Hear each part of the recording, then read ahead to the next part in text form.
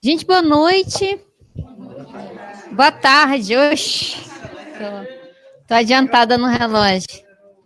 Desculpem meu atraso aí. Um dia corrido aí para variar. Então, vou discutir um pouquinho com vocês um caso que eu estou atendendo. Acho que eu pensei quando me convidaram para participar. A minha ideia é trazer um caso para falar de problemas que eu também passo, né? Que quando a gente está atendendo, a gente acha que só a gente passa por aquilo. Então, a minha ideia foi trazer para vocês verem que, mesmo com 15 anos de experiência, a gente vai se deparar com alguns problemas aí na área.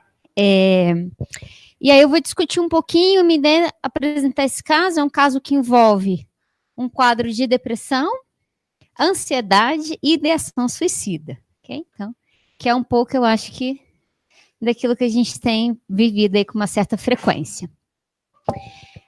Qualquer dúvida aí, o pessoal online também, se vocês quiserem me parar aqui, podem me parar, tá? Para perguntar. Basicamente, ele tem 35 anos, é um homem casado, tem um filho de 1 ano. O pai dele, ele perdeu o pai tem 5 anos e há 2 anos o irmão dele faleceu, na verdade foi assassinato. Isso é uma coisa que em muitos momentos vai aparecer na sessão também. A mãe dele nesse período, logo que o irmão morreu, ela vai embora de Brasília. E a irmã mora aqui, mas ele praticamente não tem contato com essa irmã, apesar dela morar. Então, apesar dele ter família, ele também tem uma avó, também tem uns tios que moram em Brasília, mas apesar disso, essa família que ele tem ele não considera uma rede de apoio. Então, quando ele começa a apresentar ideação suicida, isso se torna um problema para mim, tá? Vou te mostrar mais para frente por quê. Ele está afastado do trabalho, então quando ele chega para terapia, já tem 2 meses que ele está afastado do trabalho, ele não está afastado pelo INSS, exatamente porque ele começou a ter crise de pânico. Então ele teve 2 crises de pânico, o trabalho afasta ele começa a não conseguir trabalhar, e aí ele começa a fazer um tratamento psiquiátrico, e o psiquiatra fala, não, você precisa também começar a fazer terapia, e é nesse momento que ele vem. Então quando ele chega para a terapia, ele já está tomando medicação. Okay? Então, esse é o cliente que chega aí. Ele está casado há 10 anos, então ele casou aos 25, aí relativamente novo. E uma das coisas que ele traz é que o casamento sempre foi ruim. Então, apesar de 10 anos de casado, em momento algum ele fala, porque tem cliente que assim, fala, não, o primeiro ano foi bom e depois ficou ruim. Não, ele fala, não, eu estou há 10 anos casado, são 10 anos de casamento ruim. Ele queixa muito da questão sexual, fala que é muito ruim o sexo com a esposa. E quando ele chega na terapia, então, olha só, 10 anos de casado, mas quando ele chega na terapia, ele fala que eles já estão quase há 1 ano sem ter relação sexual. Então, a última relação sexual foi a chegada do filho, tem quase 1 ano. Então, ele estava alguns meses sem ter sexo com essa esposa e agora já vai fazer 1 ano aí que eles estão sem ter nenhuma relação sexual. Você vai ver por que disso aqui. Eles moram no apartamento da esposa. Então, a família dela é uma família que tem dinheiro. Então, o apartamento que eles moram é dela e eles têm carros e todos estão no nome dela. Então, ele não tem nada no nome dele. Tudo está no nome dela. O histórico dele familiar, ele vem de um histórico de muita violência física. Então, durante a infância, ele relata constantemente muita agressão por parte dos pais. Tanto do pai como da mãe, mais do pai, mas a mãe muito omissa, então ele vai falar de pais muito omissos aí.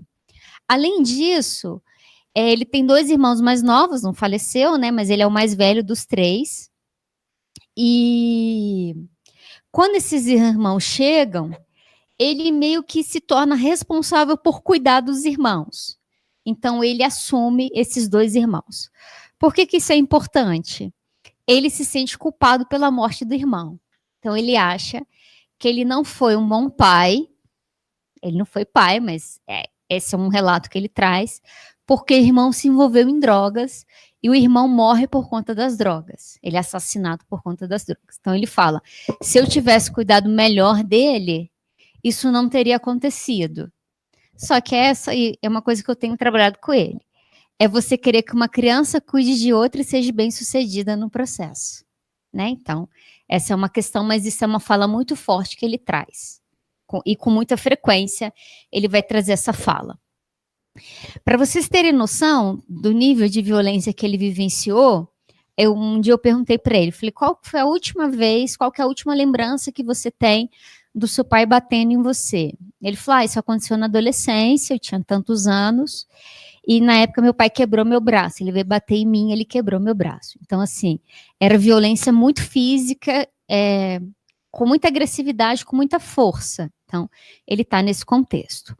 Quando que o pai dele começa, essa foi a última vez, e quando que o pai dele para de bater nele? Quando ele começa a crescer, ele começa a enfrentar o pai.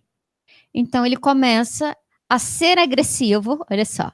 Então, essa agressividade aparece. Quando ele se torna agressivo, o pai recua. E ele acaba protegendo os irmãos nesse momento também. Então, você tem aí um comportamento que vem num processo de aprendizagem por modelo, porque eu tenho os meus pais fazendo isso. Então, eu começo a fazer isso. E quando ele começa a agredir, ele consegue eliminar contingências aversivas. Tanto que passaram-se 20 anos posteriormente a isso, e uma das queixas da esposa é que ele é muito agressivo. Okay? O que faz sentido quando a gente vai analisar a história dele, né? Por conta do processo de modelo e dessas consequências reforçadoras. Ele vai falar que esses pais foram muito omissos. Ele tem uma situação que ele lembra que envolveu, por exemplo, ele ser largado no supermercado. A mãe dele falou, fica aqui que eu já volto. E a mãe pegou o carro e foi embora e deixou ele lá. Então, ele sempre que ele lembra desses pais, é sempre com ou raiva, ou essa coisa de omissão mesmo. Então, você vê que ele foi uma pessoa que vem de um contexto muito de negligência familiar. Bom, quando ele chega por conta das crises de pânico. Então, essa é a primeira queixa que ele traz. Ele já teve 2 crises e ele fala sobre uma ansiedade contínua que vem associada com explosões de raiva. E aí, essas explosões de raiva acontecem muito com a esposa. Então, teve um momento que eu convidei ela para uma sessão e uma das queixas dela é: ele é agressivo comigo, ele grita, ele bate na mesa, ele chega a empurrá-la em determinados momentos, segura com força, né, para que ela não consiga eventualmente se mover. E ele vai trazer essas situações. Ela também vai trazer, ele também vai trazer. E a fala dele é: eu não sei o que acontece, não consigo me controlar. Quando eu vejo, eu já fiz. Não queria fazer, mas quando eu vejo, eu já fiz. Eu já gritei, eu já empurrei. E esse comportamento acontece tanto com a esposa como com estranhos. Então, não é só a esposa, mas em algumas situações ele também explode. Supermercado, trânsito. Durante o processo terapêutico, ele se envolveu em 3 brigas de trânsito, de bater no carro das pessoas, exatamente por conta dessas explosões de raiva que ele está tendo aqui.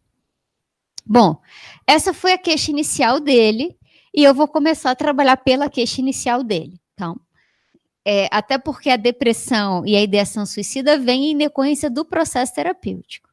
Vou te mostrar isso. O que eu comecei a fazer? Vamos analisar, então, funcionalmente esse comportamento. Quando que essas crises acontecem, e a gente começa a monitorar as crises. Qual a frequência, em que lugar, quem está junto, o que acontece depois. A gente começa a seguir todo o raciocínio de uma análise funcional. Quem, quando, como, aonde. Essas são algumas perguntas. Muito obrigada. Essas são algumas perguntas que eu começo a fazer para ele, e ele começa a monitorar. Óbvio que inicialmente eu perguntava essas coisas, a resposta era sempre não sei. E eu falo, então você vai começar a observar para mim quando que isso acontece. E aí, toda semana ele volta e ele começa a me relatar. Essa semana aconteceu, você estava com quem, você estava onde, o que aconteceu depois. A gente começa a analisar essas crises. Olha só o que eu começo a observar. A crise, essas crises de ansiedade com explosão de raiva acontece muito com a esposa. Sempre a esposa está presente. E aí, fazer um parênteses aqui importante. Ele está afastado do trabalho, certo? Ele está em casa. E a esposa não trabalha. Então, o que também justifica as crises acontecerem muito com ela. Porque ela está com ele o tempo inteiro. Então, esse é um problema, tá? nossa aqui. Ela parou de trabalhar um pouco antes de ter filho e ela ainda não voltou e nem tem perspectiva de voltar. Então, essa é uma questão importante. Olha só, tudo começa, depois de algumas sessões a gente começou a perceber isso, tudo começa com uma reclamação da esposa. Então, a esposa quer ir para o supermercado e ela começa a falar, vamos comigo? Ele fala, não. Ah, mas você não me ajuda, mas você não me ajuda, mas você não colabora. E ela começa a reclamar. Essa é a fala dele. Ela reclama, aí ele vai e faz o que ela quer. Então, ela começa a reclamar do supermercado, aí ele decide ir para o supermercado com ela. E ele fala, eu vou para ela parar de encher meu saco. Essa é a fala que ele traz. Então, eu vou e ela para de encher meu saco. Beleza, então a gente vai ver aqui um comportamento de fuga. Ele está em contato com uma situação aversiva, reclamação. Ele vai lá e faz o que ela quer, ela para de reclamar. Seria bom se isso parasse por aqui. Só que eu começo a observar com ele um comportamento encadeado. Você vai ver várias cadeias que vão acontecendo, que começam aqui. Quando ele está na rua com ela, ele explode. Então, ela insistiu para ir para o supermercado. Ele foi para o supermercado. Quando chega no supermercado, qualquer discordância que ela faz, se ele falar, vamos levar esse copo, ela fala, não, quero levar esse. Isso é suficiente para ele explodir. Aí ele grita, aí ele xinga alguém, aí ele grita com ela, aí ele fala que ele começa a passar mal, sudorese, coração acelerado, todas as características da ansiedade ele começa a sentir. O que acontece? Vão voltar para casa. Então, ele tem essa crise e a esposa fala, pede desculpa.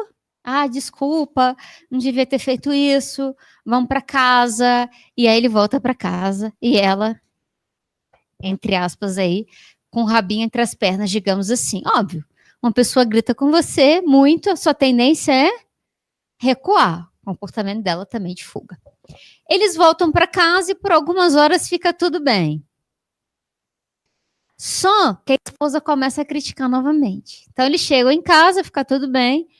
E o que ele traz é que ela começa, mas acabou que eu esqueci não sei o que lá no supermercado. Porque você deu chilique de novo. Aí ela começa a reclamar novamente. Aí ele toma remédio e vai dormir. Então, nesse processo, assim, nos 2 primeiros meses de terapia, pelo menos 2 vezes por semana uma situação dessa acontecia. Ou era supermercado, ou era em relação à casa dos pais dela, mesmo esquema, mesmo padrão, assim. Ela reclama, ele não quer ir, ele vai, ele chega lá, acontece qualquer coisinha, ele estoura, ela recua, eles voltam para casa, ele está passando mal, ele toma remédio, ele dorme, e aí agora ele está precisando que, como ele mesmo diz, tomar sossega-leão todos os dias. Porque a psiquiatra, além da medicação que ela receitou para ansiedade, ela receitou um remedinho para quando ele tivesse uma crise muito intensa. Mas a crise muito intensa começa a ser 4, 5 vezes por semana. Né? Então, olha só, até agora eu não fiz nada. Ok? Em que sentido? Eu só estou mapeando o problema. O que vocês vão ver, quando a gente está atendendo, isso é um problema, porque o cliente chega e ele quer que você resolva a vida dele imediatamente, né? De preferência, de uma semana para outra, que tudo seja resolvido. Eu costumo dizer que o nosso nome não é Rivotril, né? Nem fluoxetina.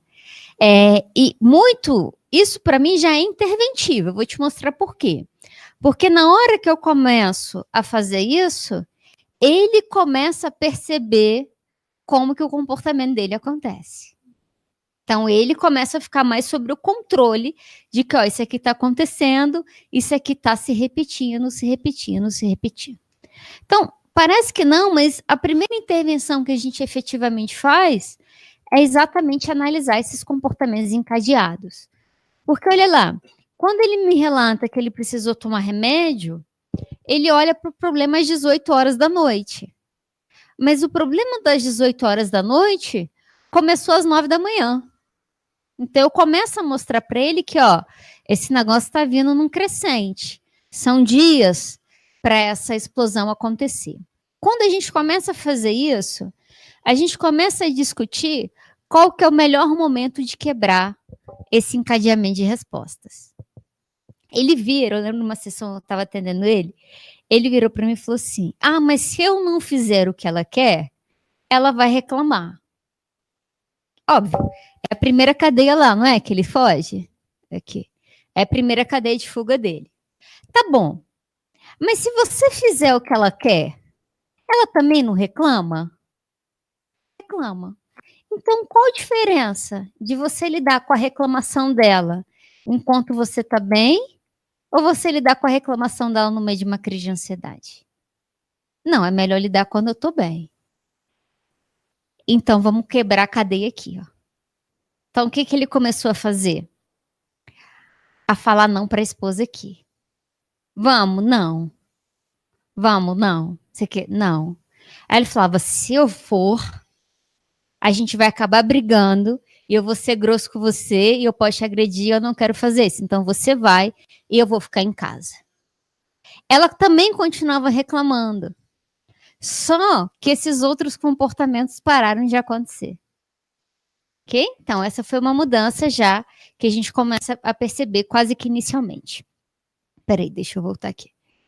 Ele foge da punição inicial. O que eu começo a discutir com ele? Beleza, você foge da punição inicial, claro que não nesses termos, né?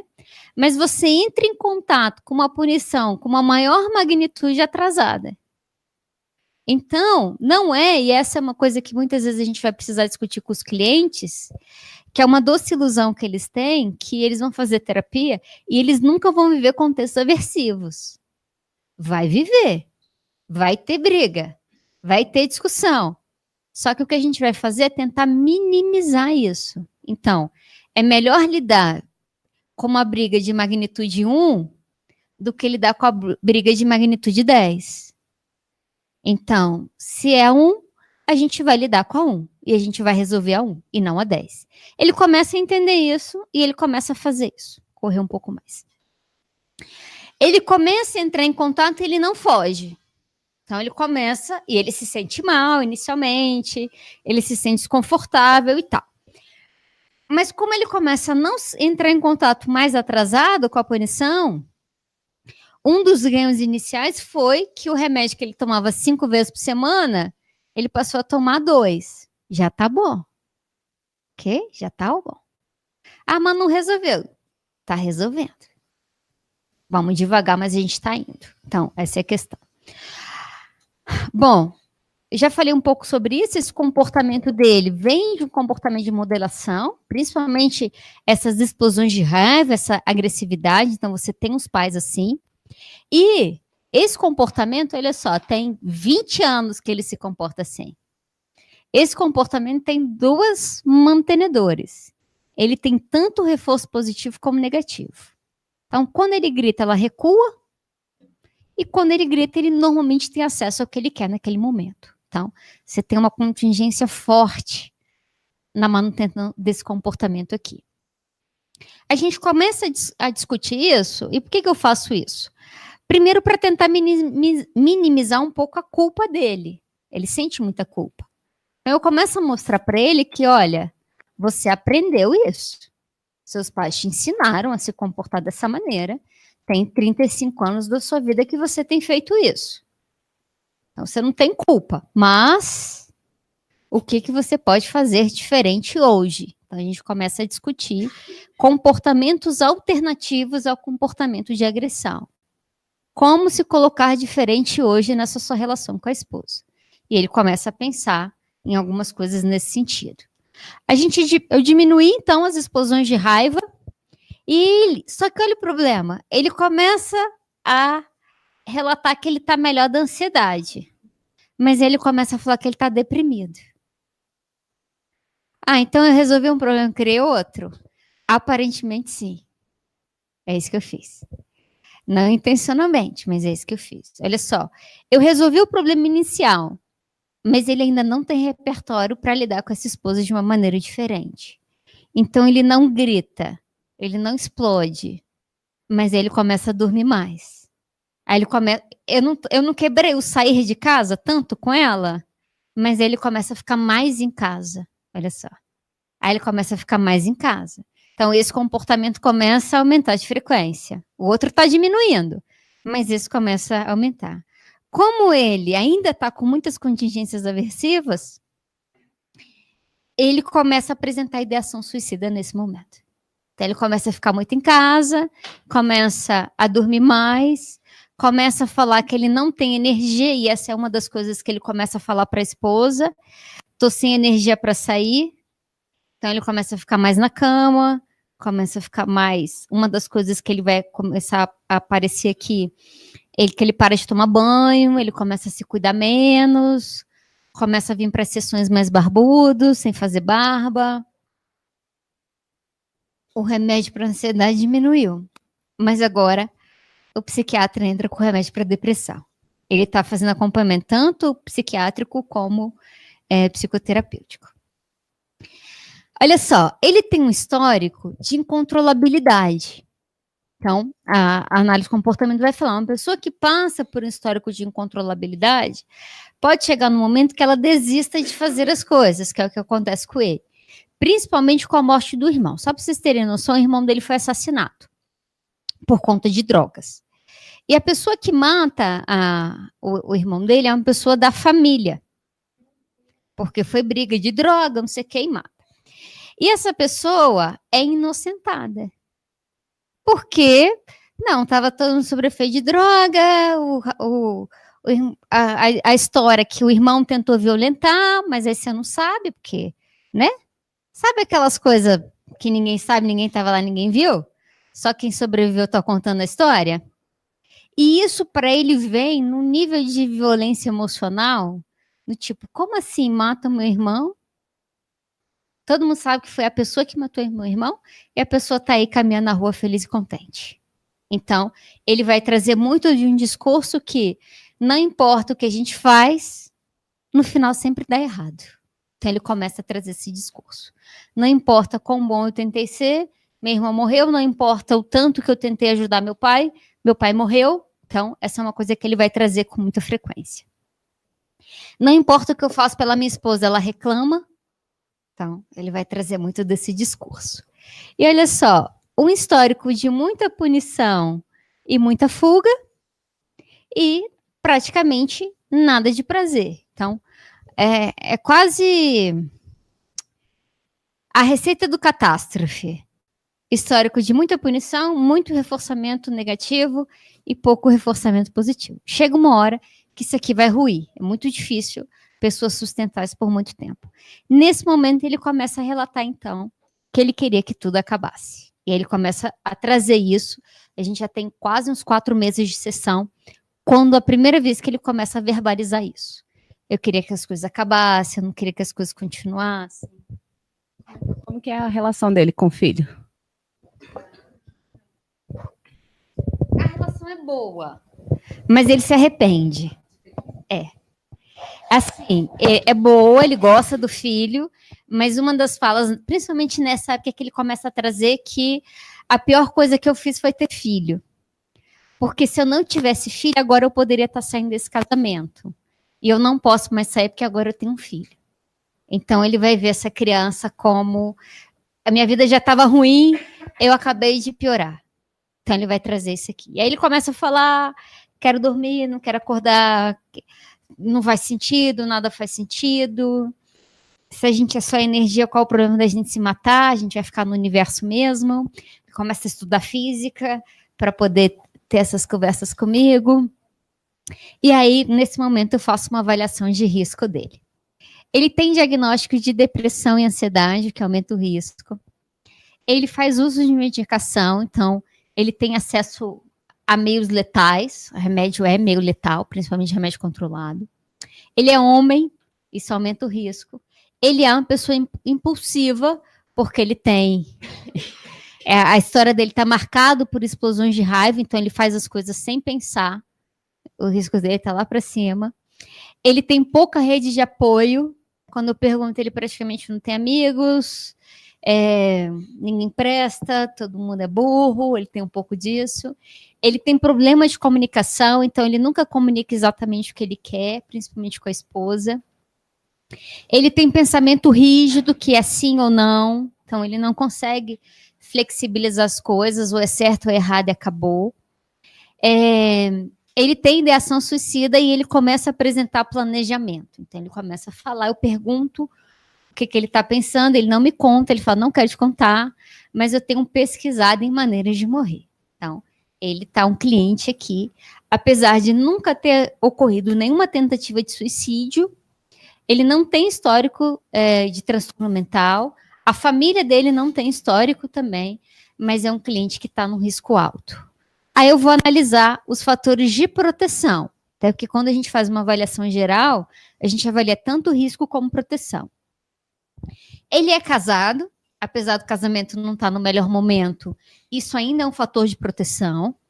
Ele tem filho pequeno, o que aumenta a proteção, então apesar dele achar que o filho é um erro, ele fala, como que esse menino vai viver se ele não tiver um pai? Quem vai cuidar dele? A família maluca da minha esposa? Eu não quero que isso aconteça. Então isso para mim é um fator de proteção, eu vou explorar bastante isso aqui nesse momento.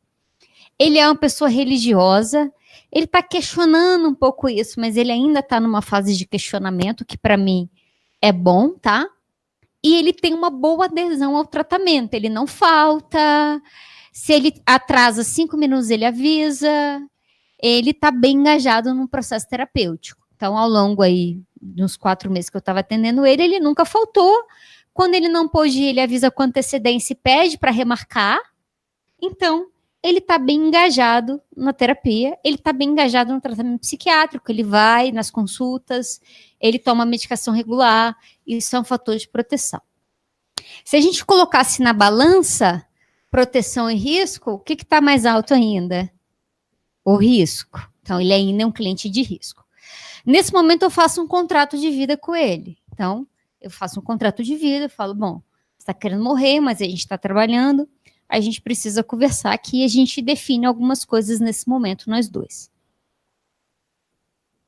Eu começo a monitorá-lo durante a semana, o que eu não fazia anteriormente. Então, eu sei de eventos que vão acontecer na semana, eu monitoro como foi, deu certo, como você tá. Então, ao longo da semana, por telefone, eu entro em contato com ele em alguns momentos. Uma das coisas que a gente conversa é para a medicação ir para a esposa. Então, nesse momento, eu chamo a esposa para conversar e a esposa, então, vai assumir a medicação. Então, agora é ela que precisa dar, ele não vai ter mais acesso aos remédios. Isso me gerou mais problemas depois, mas nesse exato momento era o que eu precisava fazer, né? E essa é uma questão. Tem hora que a gente toma algumas decisões que não é o melhor, mas é o melhor para aquele momento, tá? Então, essa é uma questão. Não é o muito ideal, eu costumo brincar que é o que temos para hoje. Eu costumo dizer, se é o que temos para hoje, a gente vai ter que lidar com isso aqui hoje e amanhã a gente resolve outro problema lá. E eu proponho, nesse momento, aumentar a quantidade de sessões. Ele está sem dinheiro, ele está afastado pelo INSS, certo? E aí, o que eu proponho? Olha, eu vou te atender 2 vezes por semana e vou te cobrar a mesma coisa que eu já estou te cobrando. Então, eu estou diminuindo 50% do meu valor, certo? Eu falo, vou te atender 2 vezes e você não me paga nada, mas eu estou fazendo isso porque eu estou preocupado com você, estou vendo que você está piorando e eu quero poder te encontrar mais de uma vez na semana. É engraçado como algumas coisas simples fazem muita diferença. E essa foi uma delas. Olha só, quando eu proponho isso para ele, ele fala, não sei, vou ver. Na semana seguinte eu atendo ele e falei, você pensou sobre o que a gente conversou e tal? Ele falou assim, não quero fazer isso. Eu falei, não, mas eu estou disposta a fazer isso, eu quero te ajudar e tal. Eu não aumento as 2 semanas, eu não cheguei a aumentar as 2 sessões. Mas só de eu ter proposto, ele melhora. Olha que coisa impressionante. Só de eu propor, ele melhora. Por quê? Ele se sentiu cuidado. Ele se sente cuidado.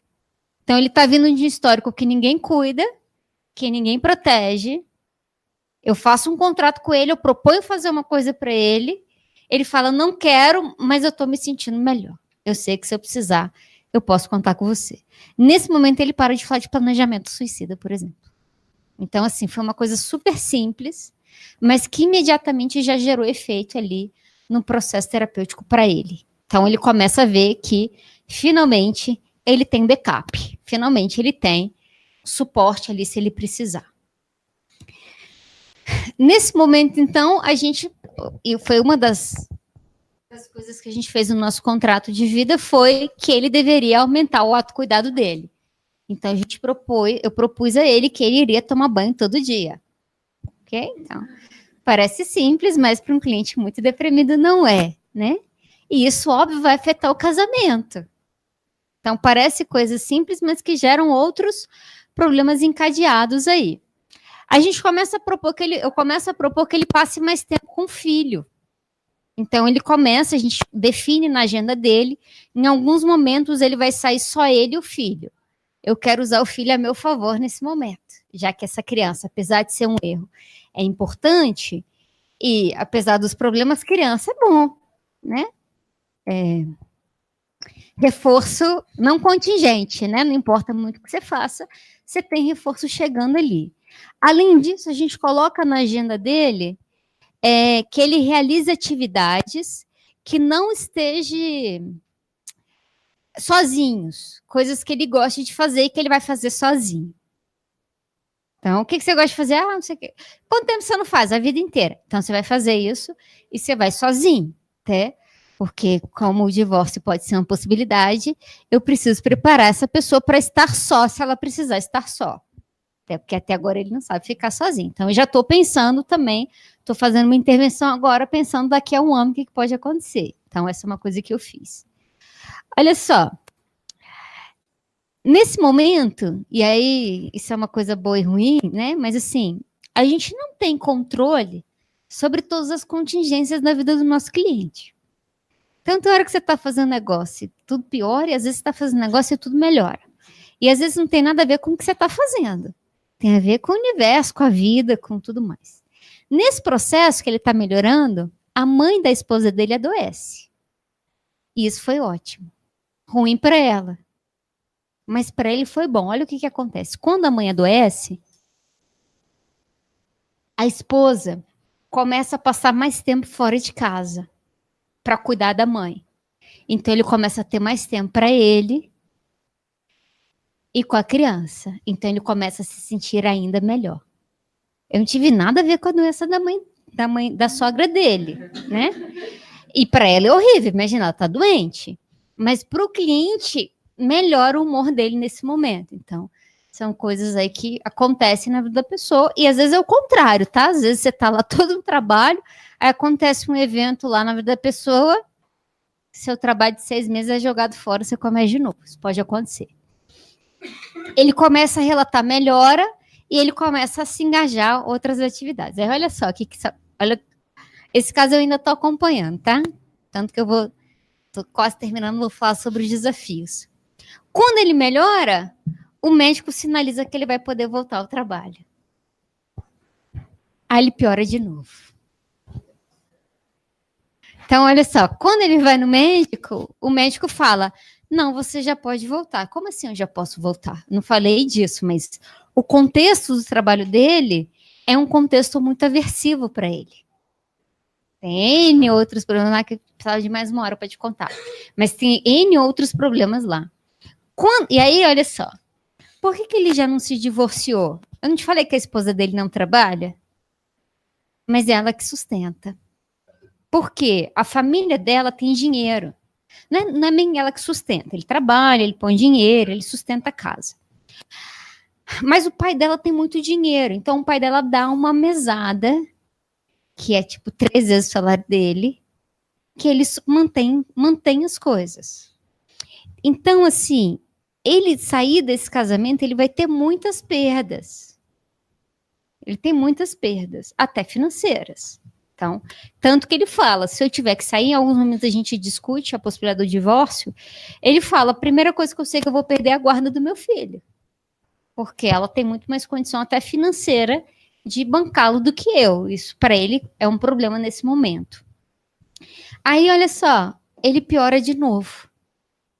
Então, quando o médico fala, não, você tá bem, ele fala, não, mas eu não tô bem. Ele já estava bem. Fala, não, mas eu não tô bem. Na semana que se segue a consulta, ele volta a ter crise de ansiedade e ele volta a apresentar mais sintomas depressivos, mais comportamentos depressivos. Eu resolvi um lado, mas eu não resolvi o outro. Sabe coberta que você cobre um lado e descobre o outro? Foi o que aconteceu. Cobriu os braços, descobriu as pernas. E aí ele piora. Esse caso é um caso que eu ainda estou atendendo, né? Ele tem muita regra, essa coisa, ele tem muita coisa do que é ser homem, do que significa ser marido. Então, essa é uma coisa que eu estou aos poucos trabalhando com ele, mas isso é muito forte. Ele não tem planejamento de futuro. Normalmente, uma pessoa que tem ideação suicida, isso fica extremamente comprometido, então ele não tem planejamento de futuro. E essa é uma coisa que eu começo a trabalhar com ele também. Estou começando a trabalhar com ele agora. Além disso, o que eu começo a observar? Olha só. Se piora e melhora, eu preciso resolver esse problema. Né? Preciso resolver o problema. Porque senão eu vou ficar nessa gangorra com ele muito tempo. Porque não é só o casamento. E é bem, olha só, eu consigo resolver pontualmente o lidar com a contingência aversiva com a esposa. Mas quando ele piora, o que eu percebo? O lidar com a contingência aversiva é um comportamento generalizado dele. Então, sempre que tem situações aversivas, ele se comporta do mesmo jeito. E eu ter alterado isso com a esposa não foi suficiente para generalizar esse padrão de comportamento dele. Então, essa é uma coisa que eu ainda preciso trabalhar com ele. Não só com a esposa, mas de maneira geral é como enfrentar situações aversivas. Ele não gosta do trabalho, por que não sair do trabalho? Então, essa é uma coisa que a gente começa a discutir. Já que é tão aversivo o trabalho, por que não fazer outra coisa? Mas ele piora. Então, olha só, ao longo do tempo, o que ele começa a aprender? Quando a situação fica aversiva demais e eu já estou sem recursos, eu adoeço. Adoecer me tira da situação. Então, esse é um caso que eu ainda estou trabalhando, tá? Como eu te falei, eu até fiz questão de trazer esse caso para mostrar que ao longo do processo terapêutico a gente enfrenta problemas. A própria questão de ideação suicida não chega como uma queixa inicial, aparece ao longo do processo terapêutico. Então, isso é uma coisa, às vezes você começa a mexer com o cliente em algumas coisas, começa a pipocar outras coisas, começam a aparecer outros problemas, né? Qual que é o meu objetivo de maneira geral? Esse aqui, ó. Eu preciso alterar o padrão comportamental dele de maneira geral. Ele precisa, assim, tem 10 meses que eu estou atendendo ele, mas ele precisa, de maneira geral, aprender novos repertórios em quase tudo da vida dele. Os repertórios que ele tem fazem ele se manter nesse padrão aqui, ó. Então, é como eu estou ensinando ele a se comportar de outras maneiras, mas o processo aqui é um processo um tanto quanto lento. Gente, muito obrigada, falei rápido, comecei atrasada, mas só para a gente se manter no tempo, porque eu sei que tem outra palestra agora às 5, né? E aí são só 5 minutos, mas eu queria abrir, caso vocês tenham alguma pergunta, o pessoal da internet também. Esse é meu e-mail, tá? Meu e-mail de contato, se você quiser depois me mandar e-mail. Eu demoro para responder, mas eu respondo. oliveiradeadriana@gmail.com. Alguma coisa? Alguma dúvida? Falei rápido. Na internet, alguma questão? Nada? Nenhuma dúvida? Nenhuma. Gustavo, você sempre tem perguntas?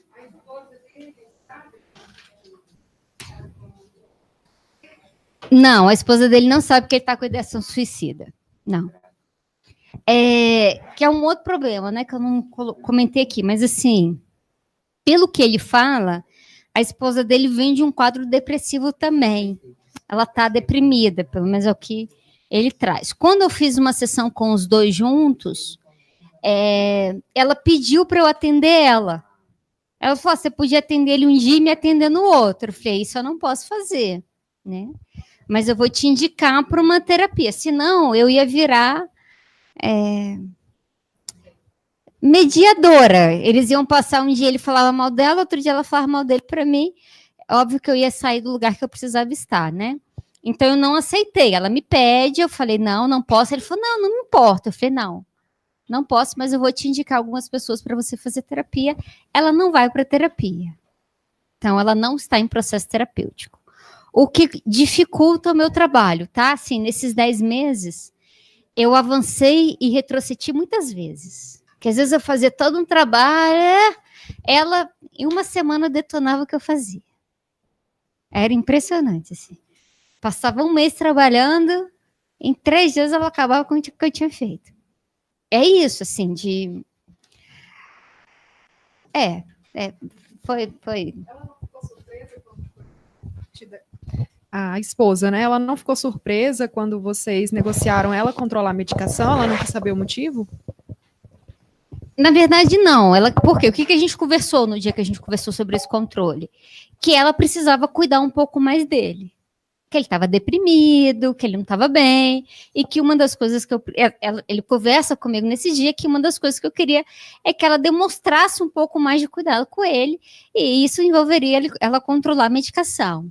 Então, ela, tipo, não, tudo bem, eu consigo fazer isso. Que depois ela não consegue mais, mas inicialmente ela fez para mim. Em que estágio começou o transtorno de depressão?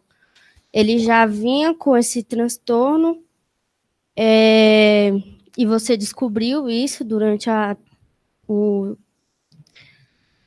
terapia? Ou foi a partir do momento que você melhorou uma parte e aí começou a aumentar isso? Tá. Não sei se eu sei te responder, na verdade, porque assim, quando um comportamento acontece com alta frequência, significa que outros estão acontecendo com baixa. Simples assim. Eu sempre dou o exemplo de assoviar e chupar cana. Se você chupa muita cana, você assovia pouco. Se eu começo a assoviar mais, eu tenho que parar de chupar cana. Então, qual que é a minha percepção inicial? Como as crises aconteciam com muita frequência, outros comportamentos acontecem em baixa. Qual que talvez tenha sido um erro meu inicial? Não entender que ele estava com pouco repertório comportamental. Então, eu me preocupo em baixar as crises. Até porque essa é uma queixa dele muito imediata, que isso está deixando ele desnorteado, ele precisa baixar isso aqui. Só que quando eu começo a baixar as crises, porque ele começa a perceber, ele começa a se controlar mais, qual o repertório que vem? Um repertório que ele já sabe. Que é um repertório extremamente inabilidoso. Então, na verdade, eu não criei novos repertórios, eu só fui alterar a frequência do que ele já tinha. E aí, nesse momento, o comportamento depressivo começa a aparecer com uma frequência, que é o momento que eu falo, vou ter que mudar a minha estratégia aqui, que só isso não foi suficiente.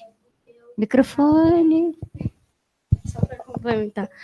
Eu já ouvi dizer que quando uma pessoa tem um transtorno de ansiedade ou depressão, e quando você trata um deles, automaticamente o outro também é tratado.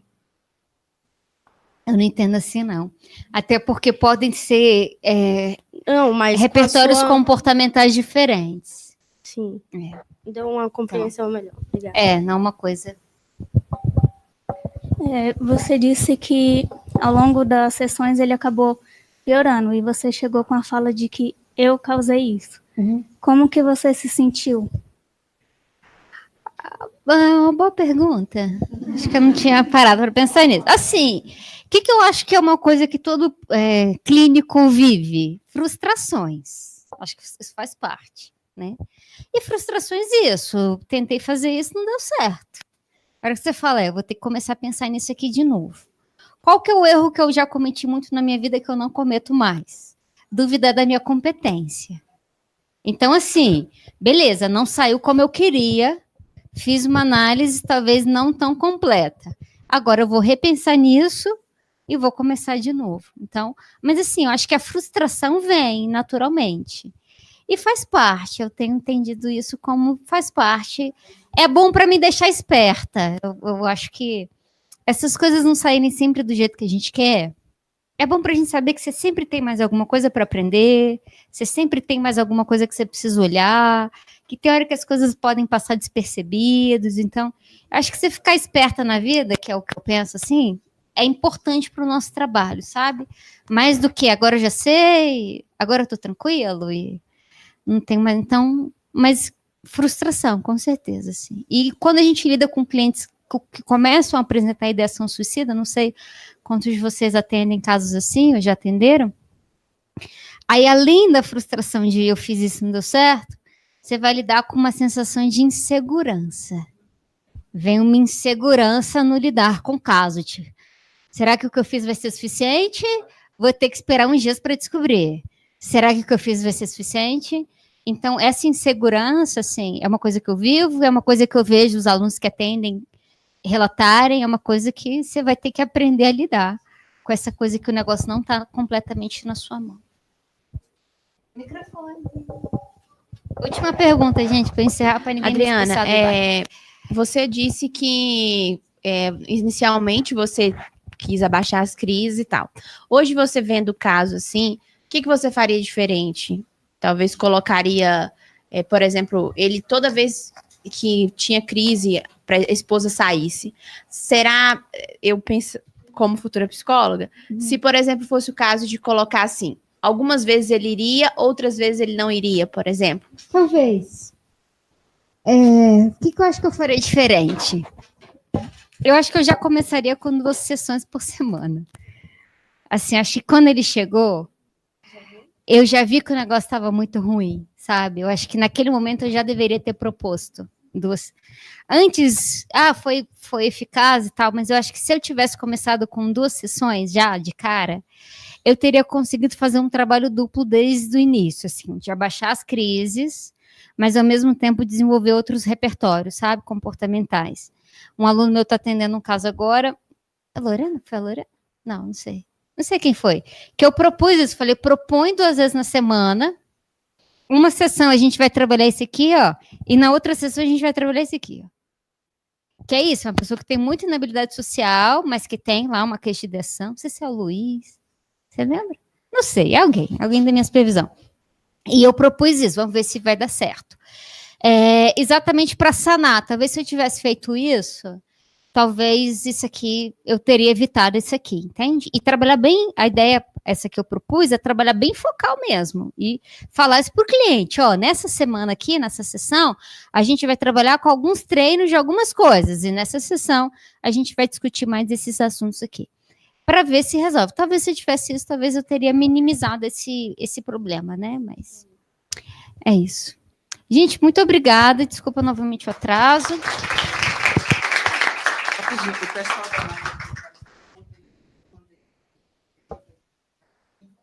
Tá bom, o pessoal online pode me escrever, tá? Infelizmente eu vou precisar encerrar, porque tem outra palestra aqui. Mas comuniquem aí comigo. Eu demoro, mas eu respondo. Pode escrever. Mônica que eu diga.